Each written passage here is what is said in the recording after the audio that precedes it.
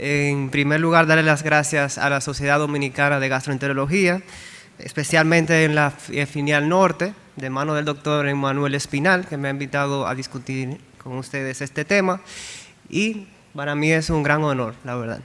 Entonces, para empezar, les prometo que no pusimos de acuerdo el doctor Quirinos y yo, sino que voy a hablar sobre la parte que ve el patólogo de eso tan importante que dijo el doctor Quirinos. Quise empezar con este gráfico que nos habla de la mortalidad que varía significativamente entre Latinoamérica y el Caribe versus Norteamérica.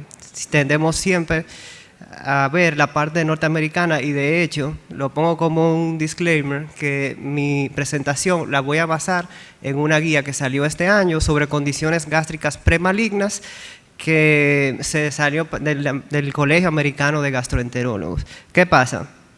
Que como vemos que hay una diferencia bastante grande, quizás hay algunas cosas ahí que pueden ayudarnos a nosotros a disminuir esa tasa de mortalidad tan elevada. Es la cuarta causa de mortalidad por cáncer en el mundo, una supervivencia bastante mala, 36% a 5 años en países desarrollados, como Estados Unidos, una incidencia de 2 a 13 veces más en población no blanca en Estados Unidos.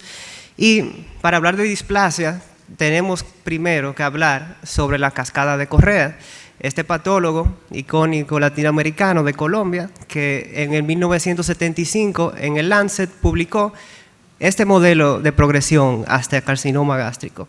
Va desde gastritis crónica, atrofia, metaplasia intestinal, displasia y ya luego carcinoma gástrico, generalmente de tipo intestinal. Entonces, esta conferencia va a estar basada en estas lesiones que se conocen como condiciones gástricas premalignas, que es atrofia, metaplasia y displasia. Sin embargo, un poquito antes vamos a hablar de gastritis crónica brevemente. En el 1979, 4 años después que el doctor Correa propone su modelo, este patólogo también australiano decía hay bacterias en el estómago. Hay un dogma que dice que el estómago es un órgano estéril, ¿cómo va a ser?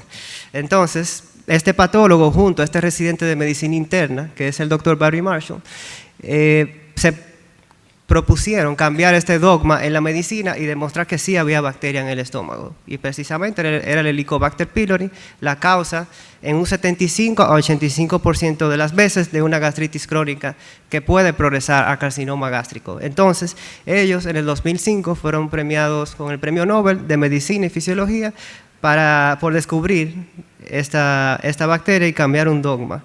Hay otras causas como la gastritis autoinmune, que es en mucho menor proporción, pero también tiene un riesgo de presentarse, de hacer progresión a carcinoma gástrico, y hay otras entidades menos frecuentes. Esta es la guía que le mencionaba del Colegio Americano de Gastroenterólogos, que nos dice que tenemos que hacer énfasis en encontrar estas lesiones, sobre todo atrofia, metaplasia intestinal gástrica y displasia. Entonces, ¿qué debemos saber nosotros sobre esto? Que la atrofia generalmente es pérdida glandular con fibrosis variable de la lámina propia con o sin sustitución por metaplasia intestinal. En los hallazgos endoscópicos, clave, ustedes lo manejan mucho mejor que yo, pero, por ejemplo, si un gastroenterólogo me dice, mira, hay palidez de la mucosa, hay pérdida de pliegues gástricos, hay prominencia de los vasos submucosos visibles y sobre todo, por ejemplo, si hay un límite claro entre la mucosa atrófica y mucosa normal, ya son cosas que al patólogo le puede ayudar muchísimo. Entonces, simplifica mucho la vida para el paciente, que va a tener un mejor diagnóstico y también hace un trabajo mucho más fluido. Hay patrones de la atrofia que debemos tomarlas en cuenta. Generalmente la atrofia cuando empieza en antro e incisura angular, que es muy importante, generalmente es el Helicobacter pylori. Es la forma en cual él empieza y luego se va extendiendo hacia el cuerpo gástrico. Y la gastritis autoinmune, que hace un patrón de atrofia diferente, generalmente está limitada al cuerpo y al fondo, respetando el antro. Entonces, esto nos van a ayudar los anticuerpos anticélulas parietales y requieren una vigilancia individualizada, tienen riesgo a tener otros tipos de carcinoma, como un tumor neuroendocrino bien diferenciado, de tipo 1, sobre todo en contexto de hipergastrinemia, pero eso es otro tema. Este es un esquema simplemente para demostrar los tipos de atrofia. Aquí hay atrofia limitada al antro y vemos que por inmunistoquímica tenemos una gastritis crónica por Helicobacter pylori, una atrofia limitada al cuerpo, pues más común que sea por gastritis autoinmune, por inmunistoquímica vemos que hay una hiperplasia de células de tipo enterocromafines lineal. Ese paciente puede tener riesgo en un futuro de desarrollar un tumor neuroendocrino, sobre todo de tipo 1. Una recomendación que el doctor Quirinos nos estaba diciendo era de cómo tomar la biopsia. Debemos tener evaluado de forma sistemática cómo va esa atrofia. Entonces, el protocolo de Sidney modificado, hay más protocolos, pero este es el más conocido mundialmente, mínimo 2 frascos separados, antro, incisura y cuerpo y fondo si vieron alguna lesión por ahí. Aparte de esos 2 frascos, si vieron otras lesiones que son sospechosas, ponerlo por separado e indicarnos por qué se tomó una biopsia extra. La incisura angular, como les estaba comentando, es clave a la hora de hacer una evaluación porque por ahí vamos a tener mayormente el inicio de toda esta cascada. Y es crucial para la evaluación de Olguín. Si no se hizo esto, no podemos hablar de Olga ni Olguín ni cualquier otro. El paciente no va a estar estratificado cómo está su atrofia. La metaplasia intestinal, que es el reemplazo del epitelio gástrico por epitelio intestinal con células caliciformes, debemos nosotros como patólogos diferenciarla. Es completa, incompleta y hay veces hay casos que son mixtos. Y esto sirve para la estratificación y vigilancia. En países de alta incidencia como Asia, se ha demostrado que la metaplasia intestinal incompleta, tiene una mayor progresión a carcinoma. Entonces, por eso hay que tenerla muy presente. Esta es una imagen histológica donde vemos metaplasia intestinal en mucosa gástrica. En este caso es una metaplasia incompleta. Y esto tiene mayor progresión a carcinoma. Hay que tenerlo vigilado. Bueno, seguir la guía, pero hay que denotar que está ahí. Este caso es metaplasia intestinal incompleta, Y aquí vemos que hay células de Paneth, borde en cepillo, células caliciformes. Entonces, es una metaplasia intestinal completa. Tienden a tener un menor riesgo de progresar a carcinoma. El estadio de Olga y Olguín, como lo estaba mencionando el doctor Quirinos, es súper útil y súper importante. Se desarrolló por el doctor Massimiliano Ruch en Italia y junto a otros patólogos. Y él lo hizo en el contexto del Helicobacter pylori. Eso hay que tenerlo pendiente, debido a que en gastritis autoinmune no es necesario realizar un Olga-Olguín. Entonces, simplemente vamos a separar en antro y en cuerpo si tenemos atrofia y a qué grado de atrofia tenemos en antro y qué grado de atrofia tenemos en cuerpo. Igual pasa con la metaplasia intestinal. Entonces, los pacientes con etapas 3 y 4 tienen demostrado un riesgo significativamente mayor de progresión a carcinoma que los que tienen etapa 0 y 1. En la displasia vamos a tener 3 entidades, y no solamente son 3, indefinido para displasia, displasia de bajo grado o displasia de alto grado. ¿Qué pasa? Cuando existe, desde el punto de vista de patología, una lesión como esta debe ser revisada por un patólogo experto. De hecho, la guía americana sugiere que sea diagnosticado por 2 diferentes patólogos, o sea que haya 2, como pasa en el esófago de Barrett con displasia, que debe haber 2 revisiones histopatológicas. Pasa igual en el estómago, es una práctica que se puede hacer. La endoscopía por sí sola no va a diferenciar displasia, ya sea que sea indefinido para displasia bajo grado, alto grado, de un carcinoma temprano. Entonces es imprescindible hacer una confirmación histológica de esto para poder darle el seguimiento adecuado al paciente. En Japón, estos patólogos decidieron hacerle biología molecular a lesiones con displasia y microcarcinoma gástrico de menos de 1 centímetro. Y que ellos vieron que era algo muy parecido a lo que pasa en la mucosa colónica. Generalmente, los displasias de bajo grado van a tener con mucho mayor frecuencia mutación de APC, como pasa en el colon, en los adenomas tubulares de colon. Y en los pacientes que tienen alto grado y microcarcinoma, tienden a tener mutación de P53 con mayor frecuencia como un evento secundario. Entonces, ¿qué pasa? Hay algunos patólogos que lo han utilizado para cuando hay dudas si es displasia de alto grado o no.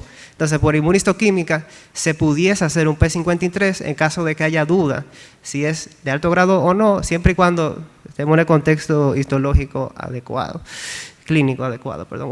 Otras entidades que debemos de tomar en cuenta es la gastropatía reactiva, la reacción de la regeneración post-erosiva, que es una de las que tiende a dar más problemas al hacer diagnóstico diferencial. Metaplasia intestinal, cuando está irritada, inflamada, puede perderse la caliciforme y darnos problemas a la hora de decir si es displasia o no. Y la hiperplasia foveolar en el contexto de otros tipos de displasia que no son intestinales. Pero ante un patólogo experto, generalmente se puede hacer la diferenciación, y sobre todo si el gastro te ayuda con todas las tecnologías que vimos en la plática anterior. En la guía que se publicó este año me pareció muy interesante esta correlación endoscópica histológica, donde vemos que la atrofia, sobre todo, es lo que me gustaría que hiciéramos énfasis. La atrofia es el primer paso, entonces no es claramente visible para el patólogo siempre. Cuando no hay metaplasia y solo atrofia, a veces es difícil de ver. Entonces siempre sirve que el endoscopista nos diga, mira, por NBI yo vi lesiones que pudiesen ser atrofia. Entonces ya ese paciente ya lo tenemos, por lo menos, bueno, tiene atrofia. Hay que ver qué pasa en una próxima evaluación. Le hice un pequeño resumen de situaciones hereditarias que afectan el estómago. Es un tema que a mí en lo particular me llama mucho la atención y siento que tenemos mucho por delante en este contexto. Hay síndromes que van a afectar el estómago. Son síndromes hereditarios que afectan el estómago siempre. Entonces son el carcinoma gástrico difuso hereditario, que tiene mutaciones germinales patogénicas en CDH1 y caderina. Este tipo de carcinoma generalmente es difuso, no es intestinal como el que estábamos hablando. Y de la misma manera existe el carcinoma gástrico intestinal de tipo familiar. Hay otros síndromes como el adenocarcinoma gástrico con poliposis proximal, conocido como CAPS. Y estos son síndromes hereditarios que no son, el protagonista no es el estómago, pero que sí tienen un riesgo elevado de tener cáncer gástrico. Entonces, los que tienen poliposis gastrointestinal, generalmente de colon, y que pueden tener un cáncer gástrico como un segundo evento, son la poliposis adenomatosa familiar, que va a tener una mutación germinal del APC, el síndrome de Peutz-Jeghers, la poliposis juvenil, la poliposis asociada al MUTYH, otros síndromes hereditarios como el síndrome de Lynch, que es muy famoso y hay que tenerlo en cuenta también a la hora de tener un carcinoma gástrico, cáncer hereditario de mama y ovario, síndrome de Li-Fraumeni, mutaciones germinales en P53 y la deficiencia en la recombinación homóloga hereditaria que está muy de moda, BRCA1, BRCA2, PALB2 y ATM. Esta es una imagen histológica, displasia de bajo grado, mucosa gástrica, y aquí vemos que hay una transición abrupta con un epitelio que cambia, tiene pseudo estratificación, conserva la membrana basal, la polarización, y no hay mucha complejidad. Entonces, ahora le voy a mostrar, lo que vimos es muy teórico, pero le voy a mostrar lo que queremos evitar, que es lo siguiente, un carcinoma gástrico en estadio avanzado. ¿Qué vemos? Un tumor exofítico, borde elevado, ulcerado, ya no es estadio temprano, es avanzado. Entonces, lo que queremos detectar, lesiones que lleven hacia eso que está ahí. Si lo vemos histológicamente, vemos una transición abrupta de gastritis. Esto está una mucosa gástrica con inflamación crónica, muy probablemente asociada al Helicobacter pylori, con una transición abrupta a displasia de alto grado. Y ya ese carcinoma tiene un carcinoma gástrico. Es otro ejemplo de un carcinoma gástrico avanzado. Ese paciente ya no tiene chance endoscópicamente. Aquí, por igual, se ve la transición abrupta de mucosa gástrica con una lesión claramente maligna ahí. Y aquí una estrechez del estómago, que es lo que generalmente vemos con mayor frecuencia, y vemos cómo está aplanada la mucosa, muy probablemente tenga atrofia y siga la cascada que nosotros hemos venido hablando. Como conclusión, este es otro ejemplo de carcinoma gástrico. El plan de vigilancia de un paciente con una condición premaligna gástrica requiere una comunicación efectiva entre gastroenterólogo y patólogo. Entonces, el informe histopatológico debe incluir siempre localización anatómica precisa. Se oye sencillo eso, muy sencillo, pero no lo es porque muchas veces no dicen mucosa gástrica y ya. ¿Pero de dónde? Entonces, ahí hay un problema. Desde ahí ya no podemos arrancar bien. La severidad, extensión de la atrofia y la metaplasia intestinal, subtipo de metaplasia intestinal. Si la displasia es indefinida, si es de bajo grado, si es de alto grado. Y la ausencia o presencia de Helicobacter pylori. Siempre que tengamos este contexto, no está de más llamar al gastro, decirle, mire, ¿vieron la lesión? ¿No la vieron? ¿Qué vieron? Porque muchas veces pasa que no hay correlación histológica y patológica. Eso muchas veces puede ser por falta de comunicación simplemente. Entonces, la precisión diagnóstica es muy importante, no está garantizada aunque sean centros expertos. Me imagino que en Japón pasa, en Estados Unidos, puede haber error en el muestreo, puede que una lesión se vea mal, pero no lo sea, puede que tenga displasia de alto grado y solamente se tomó la displasia de bajo grado, eso pasa, y pasa en los centros más expertos en el mundo. Se pasa desde el punto de vista del patólogo, pasa desde el punto de vista del gastroenterólogo, y como les digo, la interpretación puede variar incluso en protocolos estandarizados. Hay muchísimos artículos de displasia en esófago de Barrett, displasia gástrica, comparando el rendimiento de gastropatólogo ante estas lesiones, y hay variabilidad. El más experto de Japón va a diferenciar del más experto de Estados Unidos.